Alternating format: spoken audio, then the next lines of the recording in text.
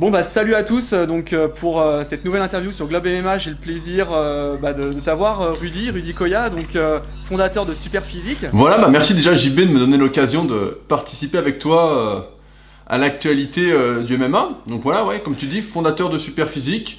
Donc pour ceux qui connaissent pas, c'est le premier site de musculation en France pour les pratiquants qui sont 100% naturels, donc ils prennent pas de produits dopants.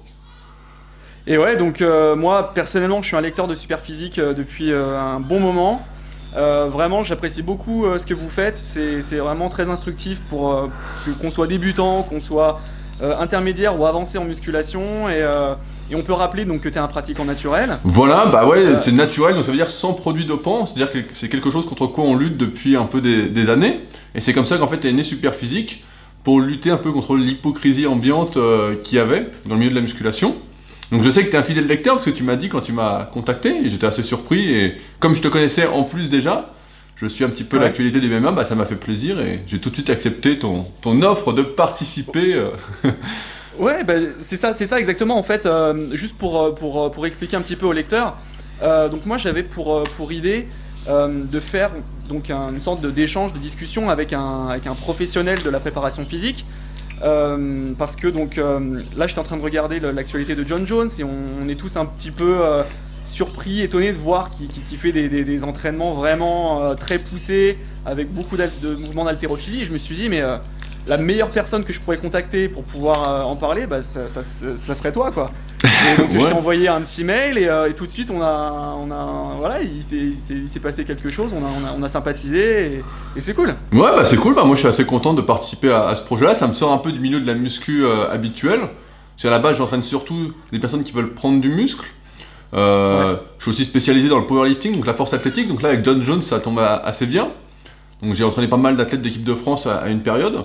Et donc là, quand tu m'as dit ouais, Jon Jones fait du powerlifting, je me suis dit bon, j'ai pas mal de choses à dire sur le sujet assez facilement. Et ouais, c'est clair. Est-ce qu'on peut juste rappeler en quelques chiffres ce qu'est aujourd'hui Superphysique? Qu'est-ce que ça représente en termes de nombre de lecteurs ou nombre de followers sur YouTube, nombre de vues sur tes vidéos? Ouais, ça représente, là depuis que j'avais créé ma chaîne YouTube, il y a 14 millions de vues.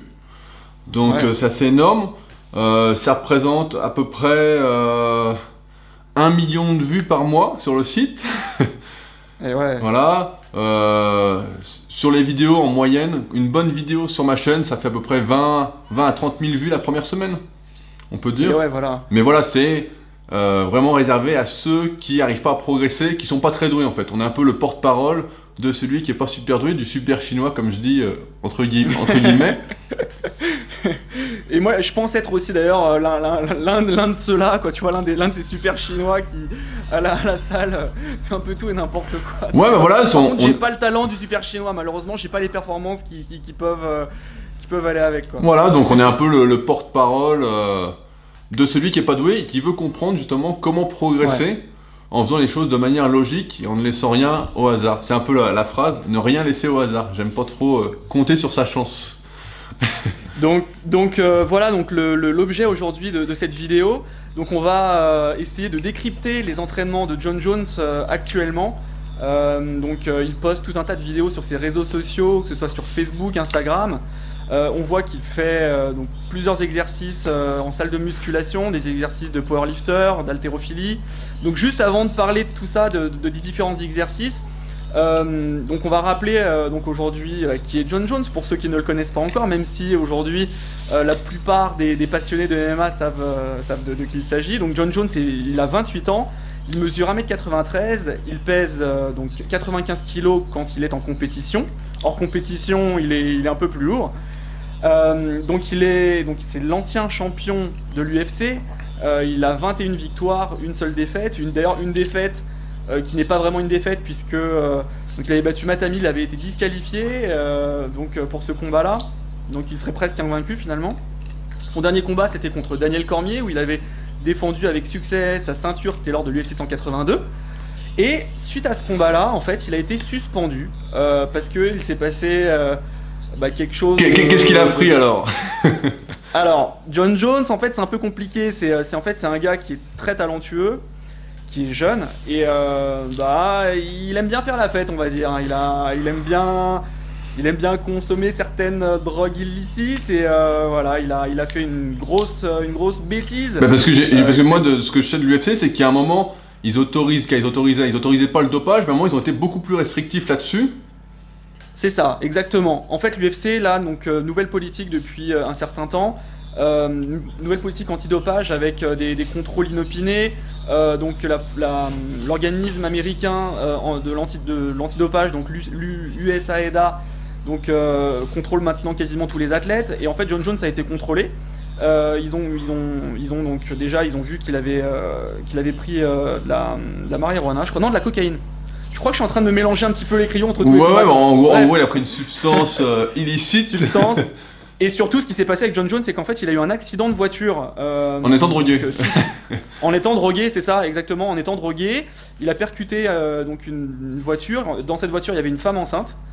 Et qu'est-ce qui s'est passé? Lui a eu peur, il a abandonné sa voiture, il a fui. Et donc, la police d'Albuquerque a retrouvé des stupéfiants dans sa voiture, etc. Délit de fuite, ils ont vu que c'était John Jones. Et donc, suite à ça, l'UFC l'a suspendu. Donc il a eu quelques déboires avec la justice, il a eu un jugement, et en fait finalement, plutôt que de passer par la case prison, il a dû effectuer des travaux d'intérêt généraux. Donc il est passé dans différentes écoles pour dire que les drogues c'est pas bien, et que voilà, quand on est un champion dans la vie, il faut aussi, quand on est champion dans l'octogone, quand on est un champion sportif, il faut aussi pouvoir se comporter en tant que champion dans la vie. Et voilà, finalement l'UFC a finalement levé sa suspension elle aussi. Et donc, John Jones effectue actuellement son retour à la compétition. Donc, entre-temps, Daniel Cormier, son dernier adversaire, lui, a réussi à décrocher la ceinture de l'UFC. C'est l'actuel champion light heavyweight de l'UFC. Et John Jones, maintenant, se prépare pour l'affronter. Voilà, donc pour gagner son titre directement. C'est ça, pour récupérer sa ceinture, qui finalement, qu'il n'a pas perdue, finalement. Et donc voilà, et là donc ça va être une revanche contre Daniel Cormier. Il y avait eu beaucoup d'animosité entre les deux combattants. On peut se rappeler de leur pesée avant de leur combat, où en fait les deux il y avait eu une bagarre pendant la pesée.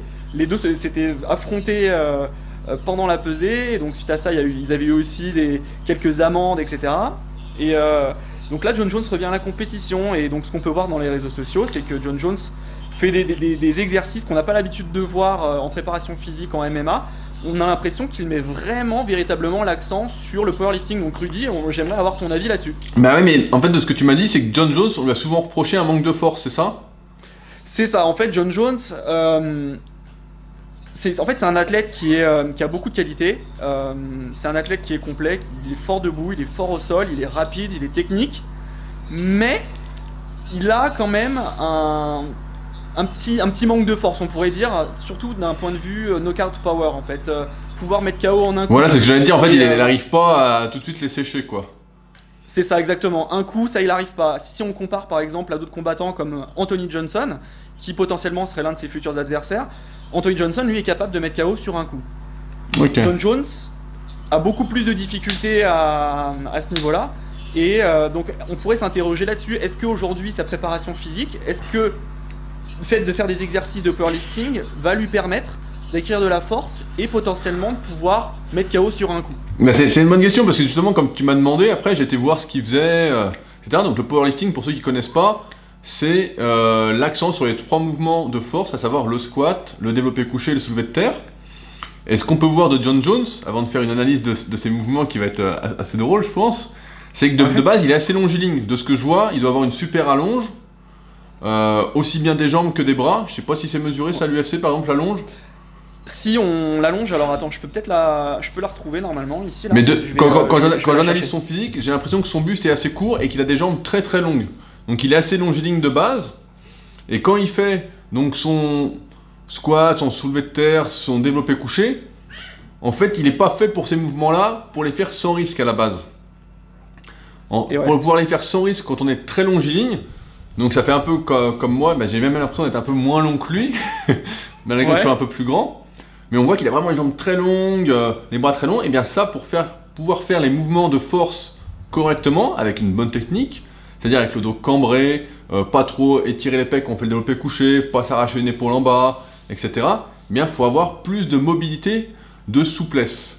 Parce que souvent, on dit effectivement, voilà, tu manques de force, et on va se concentrer sur l'entraînement de la force en oubliant que la base, comme l'a bien montré, j'ai pas les noms en tête, McGregor avec Ido Portal, que la base de tout, c'était vraiment de pouvoir bouger, c'était vraiment le mouvement.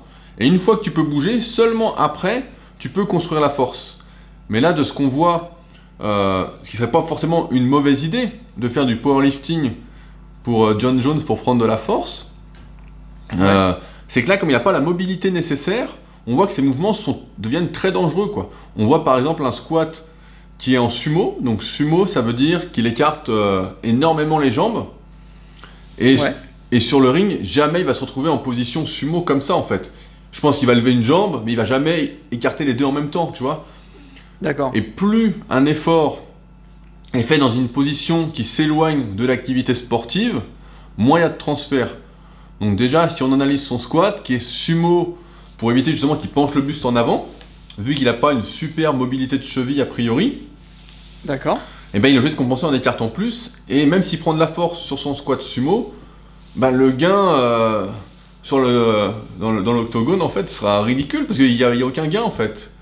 D'accord, et donc là on a vu, là il a fait un maxi squat sumo à 500 livres, donc ça représente presque quoi, 250 kilos. C'est vrai, ça fait 227. Est-ce que c'est une grosse performance? Est-ce que par exemple un powerlift, est-ce que c'est beaucoup? Par exemple si tu compares à des performances de powerlifter ou ouais, si on prend un powerlifter de niveau mondial, c'est moyen. Voilà, c'est moyen, en gros les meilleurs, j'ai pas les perfs en tête, mais en France, ceux qui font moins de 93 kg, donc ils sont beaucoup plus petits que John Jones, hein. En général quand tu fais du powerlifting, donc tu as la morphologie, tes cours en fait, tu as des cours fémurs, des cours bras, une grosse cage, t'es épais quoi. Tout l'inverse de John Jones. Bah, en France, le meilleur actuellement c'est Quentin Gilbert. Donc c'est un mec qui était sur Superphysique avant. Et je crois qu'il a fait 285 kilos. Donc tu vois, il a fait un peu plus de 600 livres. Donc voilà, c'est le meilleur français, c'est pas le meilleur mondial. Donc tu vois, mondial, je sais pas ce qu'ils font, mais ils doivent faire un peu plus de 300. Mais voilà, donc non, mais c'est quand même une très bonne perf, surtout avec sa morphologie, etc. Après, sur le développé couché, ou même je l'ai vu aux tractions, donc il a fait d'autres mouvements de musculation qui sont plus du powerlifting pour prendre de la force. La technique est horrible en fait, parce que par exemple quand il fait ses tractions, en fait, on voit que tout de suite l'épaule reste haute et qu'il bascule comme ça, donc c'est un très bon moyen en fait de se faire une acromioclaviculaire, comme on dit en musculation, c'est-à-dire déjà de se pincer le sus-épineux et puis de se faire mal à un petit ligament si on n'a pas de chance, et puis si on n'a vraiment pas de chance, se faire de l'arthrose assez rapidement. Donc la pathologie acromioclaviculaire, c'est quelque chose d'assez connu dans le milieu de la musculation, et qui peut vite arriver justement quand on fait des tractions en gardant les épaules hautes, donc il fait un peu comme ça en fait, au lieu de tirer comme ça. D'accord. Donc ça, pareil, j'ai vu son soulevé de terre, où il est complètement dos rond. Et soulevé de terre en sumo aussi. Voilà, avec en sumo, donc très loin de l'activité qui va lui être demandée. Et le pire là-dedans, moi dans tout ça, ce que je trouve assez grave et assez dangereux, c'est qu'il n'y a personne qui l'entoure pour lui apprendre déjà la bonne technique des exercices. En powerlifting, la base avant toute chose, et c'est ce que j'ai remarqué sur John Jones aussi, c'est la base de tout, pour être solide, pour pas se blesser, c'est d'avoir beaucoup de muscles. Donc tu m'as dit que John Jones rigolait de ses jambes un peu, parce que justement quand j'ai vu les vidéos, j'étais assez surpris qu'il n'ait pas plus de cuisses, ou on voit qu'il est vraiment une ossature fine et qu'il est très fin du bas du corps. Donc on a l'impression qu'il pousse tout sauf avec ses muscles, et vraiment qu'avec son système nerveux. Alors rapidement, là, je ne vais pas faire un cours sur la force, mais en gros, en simplifiant à l'extrême, la force c'est le système nerveux qui envoie aux muscles l'ordre de se contracter. Donc tu peux être fort soit parce que tu es nerveux, donc comme là fait John Jones, il s'énerve à fond et puis il y va, mais au bout d'un moment tu es obligé d'avoir plus de muscles parce que c'est un potentiel de force à exploiter. Plus tes muscles sont gros et plus ton système nerveux est optimisé avec, et plus tu es fort, plus tu soulèves lourd. Et là on voit que John Jones, il fait du soulevé de terre, donc en sumo, qui n'a rien à voir avec son activité finale. 2, il le fait avec une mauvaise technique, donc il est dos rond, alors qu'on sait tous qu'il faut être le dos légèrement cambré, respecter les courbures de la colonne vertébrale pour pas se faire mal. En plus, il met très lourd, et en plus on voit qu'il tire tout en air, donc il n'y a rien qui le protège de la blessure. D'accord. Tu vois, plus t'es musclé, en fait, plus t'es solide, plus tes articulations sont tenues, plus t'es protégé, à condition, effectivement, comme j'ai dit tout à l'heure, d'avoir une bonne mobilité. Mais ouais, ce qui est assez incroyable, c'est que ça pourrait être quelque chose d'intéressant, de se concentrer sur l'exercice de force, plus quelques-uns, comme les tractions et d'autres exercices qu'il fait. Pareil, j'ai vu par exemple qu'il faisait du Zercher squat. C'est ça. Ouais, bah Donc, je vois pas trop là. Voilà, 8 séries à 315 livres. Voilà, il n'y a pas trop d'intérêt. Par contre, j'ai vu aussi qu'il faisait des trucs qui étaient plus intéressants, comme des exercices de puissance. Il faisait du squat, du speed squat. Ouais. Donc voilà, ça, c'est quelque chose qui va être plus utile dans la cage, justement, pour mettre KO. Tu vois, comme il y a un transfert, comme il faut bouger vite, c'est plus intéressant. Mais là, c'est vrai que moi, j'ai été assez fan de la préparation de McGregor avec Ido Portal. Parce que je suis bien Ido Portal et j'aime bien ce qu'il fait. Et je trouvais ça plus intéressant que là, ce que fait Jon Jones, qui, si il continue dans cette voie, donc une mauvaise technique, pas de renforcement musculaire avant, pas de mobilité et des charges super lourdes, ça peut finir que très mal. Hein. Donc, je crois que c'est avec toi, j'en parlais, je sais plus, mais tu me disais souvent, les combattants de l'UFC sont en train de se faire opérer parce qu'ils sont blessés et puis ils reviennent sans arrêt. C'est ça. Mais c'est sûr que là, tu te dis, Jon Jones, un champion de l'UFC, donc avec toute la notoriété qu'il a, comment ça se fait qu'il est si mal entouré? Je comprends pas en fait. On a l'impression, en plus, du moins, on pourrait avoir cette impression-là. Là, il s'entraîne donc dans une salle de musculation donc à Albuquerque, donc au Nouveau-Mexique. Et quand on voit la salle, etc., on pourrait se dire, bon, c'est une salle de professionnels, tu vois. On pourrait se dire qu'il est bien entouré. Je veux dire, Jon Jones, c'est pas n'importe qui. A priori, c'est ce qu'on pourrait se dire. Mais bon, voilà, si tu me dis qu'il exécute mal ses mouvements. Donc là, en plus, a priori, il ferait son retour au mois d'avril. C'est ce que Dana White a annoncé là, il y a 2-3 jours sur Internet. Il disait que le combat revanche entre Daniel Cormier et Jon Jones pourrait avoir lieu au mois d'avril. Donc là, on est le 6 février aujourd'hui. Ouais, ce serait quand même assez embêtant que Jon Jones se blesse sur un squat.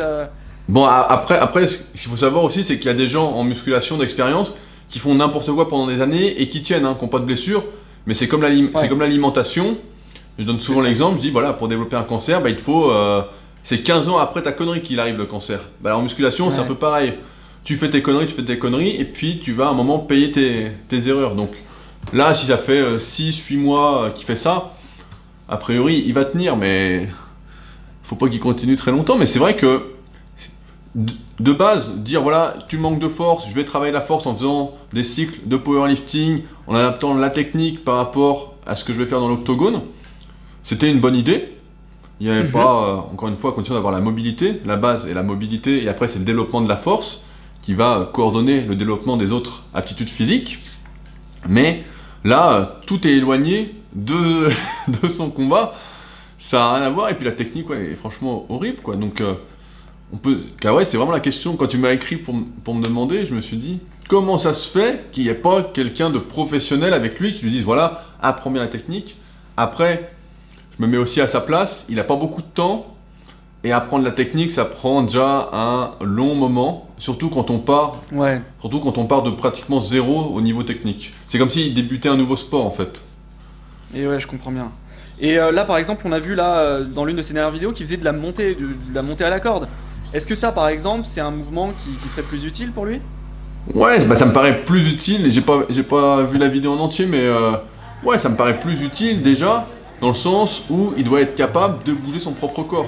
Tu vois, on en revient un peu à la notion de mobilité juste avant. Voilà, tu dois être capable de faire un squat à vide, sans poids, les jambes écartées de la largeur du bassin à peu près, bien. Tu dois être capable ensuite de pouvoir bouger ton corps, parce que dans la cage, il va devoir bouger son corps, donc il va être capable d'être à l'aise avec son poids du corps. Donc faire des montées de cordes, pourquoi pas? Après, à 2 mois de l'échéance, parce que moi j'aurais pas fait faire ça, à 2 mois de l'échéance, j'aurais fait ça bien avant, quoi. Pour moi, c'était la base, quoi. Donc ouais, pourquoi pas, mais ouais, on a l'impression que c'est désordonné ce qu'il fait, c'est pas... Là aussi, ce qu'on a entendu parler, là, c'est d'une possible volonté de Jon Jones de passer donc dans la catégorie du dessus, la catégorie des heavyweights à l'UFC, donc les poids lourds. Donc c'est la catégorie qui va donc de 205 livres jusqu'à 265 livres, donc de 93 à peu près à 120 kg. Ok. Est-ce que du coup, il pourrait avoir le physique pour évoluer dans cette catégorie-là, est-ce que là aujourd'hui travailler très lourd, faire des maxi, faire de la force, etc. Est-ce que ça lui permettrait de prendre du poids, du muscle, plus de muscle pour passer dans la catégorie du dessus selon toi? Est-ce que c'est des choses qui sont possibles? Ou il faudrait qu'il prenne de la graisse pour monter chez les lourds? Déjà, si je vais prendre le cas échéant, s'il avait une bonne technique. S'il avait une bonne technique, on sait tous que l'entraînement de la force, malgré un nombre de répétitions peu élevé, voilà, s'il progresse en force, et avec une bonne technique, il va prendre un peu en muscle.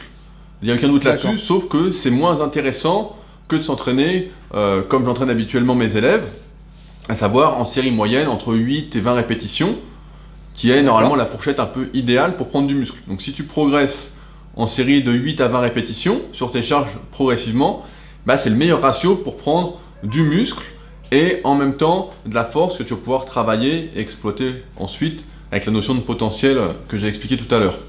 Mais voilà, s'il voulait monter, il faudrait qu'il s'entraîne comme ça. Mais là, comme il a son combat rapidement, ce qui est sûr, c'est que le power, il y a un moment où tu es limité en fait par ta masse musculaire actuelle pour devenir plus fort. Comme tu épuises en fait ton potentiel, tu épuises ta masse musculaire en fait, en exagérant. Mais ouais, c'est pas la meilleure façon de prendre du poids. Après, si vous voulez monter à 120 kg alors qu'il fait 95 kg, ça fait 25 kg de muscle. Ouais, te dire, il a 28 ans, donc ça fait peut-être quoi, j'ai pas son vécu, mais ça fait quoi, 15 ans qu'il s'entraîne? Ouais, admettons qu'il ait commencé, ouais, voilà, il y a 13 ans à peu près. Voilà, il a commencé à 15 ans.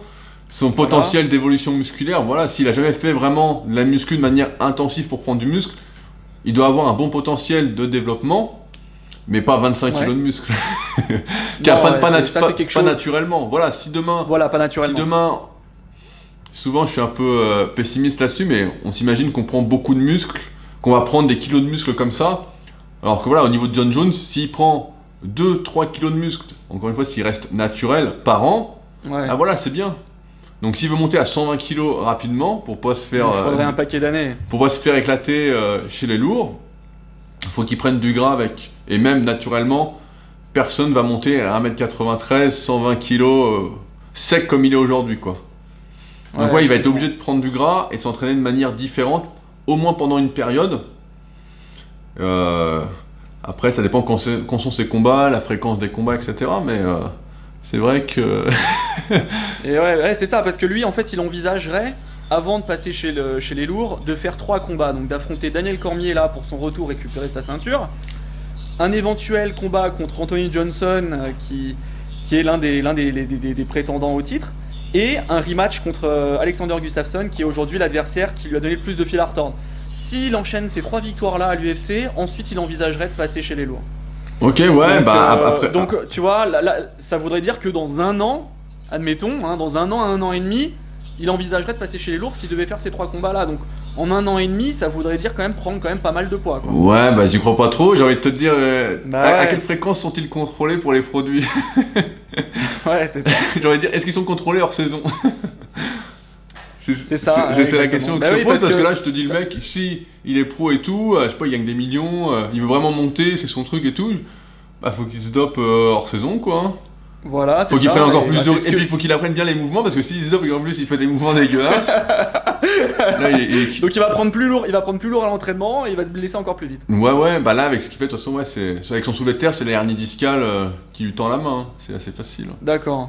Donc ouais, voilà, en conclusion, donc là aujourd'hui, Jon Jones, s'il continue ces mouvements-là, c'est risque de blessure. Voilà, et on sait que pour faire peur un peu aux gens, quand on fait soulevé de terre dos rond, l'hernie discale, ça peut finir en paralysie, hein, du bas du corps par exemple. Ça peut toucher un nerf et tu peux plus bouger la jambe. Dans le pire des cas, donc tu es paralysé, tu peux finir en chaise roulante. Voilà, c'est pas quelque chose à prendre à la légère. Soulever 270 kg avec une technique approximative, même très dangereuse, ça se paye, hein. Il y a un moment, ton dos, paf. D'accord. Ouais, donc vraiment, si vous êtes pratiquant et donc que vous écoutez cette vidéo, faites très attention à votre technique, soignez votre technique. Ne portez pas des charges trop lourdes, hein, c'est bien ça. Voilà, pas trop lourdes. Déjà, avoir la technique de base. C'est comme en combat, je pense. Tu fais pas une prise que tu maîtrises pas. Je pense qu'il y a des trucs qui se passent en combat, donc je suis pas un spécialiste, mais je me dis, voilà, t'es en combat. T'apprends déjà, je sais pas, à chuter, t'apprends à faire un étranglement, t'apprends à donner un coup de poing, ouais, il y a des étapes Voilà. à respecter avant de se dire je rentre dans la cage, quoi. Et de mettre toute la force. Par exemple, un coup de poing, avant de donner un coup de poing avec toute sa force, on apprend déjà à avoir la technique, à bien contrôler son mouvement, effectivement. Voilà, bah là c'est pareil en musculation, quoi. Surtout en powerlifting, la répétition du geste de façon correcte, sans arrêt, sans arrêt, sans arrêt. J'aime bien dire qu'on est le reflet de nos habitudes. Mais Ouais. voilà, c'est ça, c'est on répète, on répète, on répète. Et une fois que c'est pratiquement parfait, et bah là on commence à monter. D'accord. Et, Pour éviter de se faire mal. Si et on ouais, peut. bien sûr. Et donc là, est-ce que John Jones aura plus de force pour son prochain combat? Donc ça, c'est le mot de la fin. Bah je pense pas. Non. Je pense que- ouais, je pense. Bah, ça dépend de combien il a progressé. Tout à l'heure j'ai dit voilà, il s'entraîne en sumo, il fait des tractions de rond, il fait tout avec ses nerfs. Mais s'il progresse de 100 kg sur son soulevé de terre, il y aura quand même un petit transfert moins important que s'il faisait du soulevé de terre traditionnel avec les jambes assez serrées, proche de la position de combat. Ouais. Voilà, il aura moins de gains, mais s'il gagne 100 kg sur une position même un peu éloignée, il y aura quand même un petit gain en combat, mais moins intéressante encore une fois que ce qu'il aurait pu avoir en respectant la bonne technique, les bases de l'entraînement pour progresser. En tout cas, une chose est certaine, c'est que donc il a posté une photo, je crois, où quelqu'un a fait un photomontage qui a été partagé sur les réseaux sociaux, où on voit une nette différence entre le John Jones il y a quelques mois ou il y a quelques années à aujourd'hui, le John Jones aujourd'hui. Il y a vraiment, il est beaucoup plus dessiné, avec plus de volume, on a l'impression qu'il est quand même physiquement plus imposant. Mais j'ai une question alors là-dessus parce que ouais, j'y connais pas grand-chose, mais quand ils n'ont pas de combat en fait, les athlètes de l'UFC, ils s'entraînent pas à fond. S'il n'y a pas de préparation à un combat, comment ça se passe? Il n'y a pas d'entraînement à fond parce que si tu vois un changement rapide chez quelqu'un, c'est soit qu'il s'entraînait pas avant, soit qu'il a arrêté de s'entraîner, soit qu'il débute. Mais si tu t'entraînes toute l'année, il n'y a pas de changement. C'est ça. Alors en fait, si tu veux, il y a deux écoles. Il y a ceux effectivement qui prônent le principe des camps d'entraînement. Donc ils disent voilà, moi j'ai un combat, j'ai 8 semaines pour me préparer, je fais un camp de 8 semaines. Et puis il y a des personnes qui finalement s'entraînent toute l'année, qui s'entraînent en continu toute l'année. Ils n'ont pas trop de fluctuations au niveau de leur poids, ils sont quasiment tout le temps au poids en compétition. Donc il y a un peu tous les cas de figure. Après c'est vrai que moi je suis pas suffisamment connaisseur à ce sujet-là, mais on peut constater qu'effectivement il y a un petit peu, tu vois, ces deux approches là. Ah ouais, mais donc John Jones, je pense que si on voit rapidement le truc, c'est que s'il a pas de combat, il doit pas trop s'entraîner. Ouais, voilà, ou peut-être qu'il doit privilégier peut-être plus la technique à l'entraînement, donc la technique de combat, plus que effectivement la préparation physique. Ah ouais, bah je pense ça, parce que c'est vrai que physiquement, quand on est naturel, encore une fois, hein, parce que c'est ma spécialité, c'est là que je suis compétent. Ouais. Voilà, il n'y a pas de changement rapide. Hein, en tout cas. Surtout en plus, si là John Jones a pris du poids, a pris du muscle et qu'en plus il est plus sec, ça ne peut arriver que s'il part de loin ou qu'il avait arrêté la musculation ou en cas de reprise. D'accord. Ça peut pas. Il n'y a pas de magie en fait. Et ouais, c'est ça. Bah écoute, Rudy, vraiment, c'était très intéressant. Vraiment, j'ai d'avoir donc ton éclairage sur ces. J'espère que John Jones ne va pas mal prendre cette vidéo s'il la voit. Mais c'est pas grave, je lui donnerai ton adresse. Voilà, j'espère pas. Mais voilà, bah, si les internautes ont des questions après sur ce qu'on a dit dans la vidéo, qu'ils n'hésitent pas sous la vidéo à mettre leurs questions. De toute façon, moi je vais surveiller les commentaires sur ta chaîne YouTube, donc j'y répondrai du mieux que je peux. Qu'ils n'hésitent pas aussi à mettre un pouce bleu hein, pour nous encourager. Exactement, c'est ça. Et tu vois, Rudy, c'est une bonne chose que tu dis. Aujourd'hui, moi, donc sur Globe MMA, effectivement, je souffre un petit peu de ça, un peu d'un manque de visibilité. Pourtant, c'est pas les efforts que je donne pour essayer vraiment d'aller chercher du contenu ou de créer du contenu. Et bah merci beaucoup, c'est vraiment cool. Donc n'hésitez pas à partager cette vidéo, n'hésitez pas à la liker, à commenter. Et voilà, pareil, merci, si vous avez des idées de sujets que vous voulez qu'on aborde plus spécifiquement, on a pas mal d'idées avec JB, mais si vous avez des idées de sujets, n'hésitez pas. Vous pouvez même vous abonner si vous voulez être prévenu en avant-première des vidéos de JB, avec moi ou avec d'autres. De toute façon, il y a pas mal de projets en cours.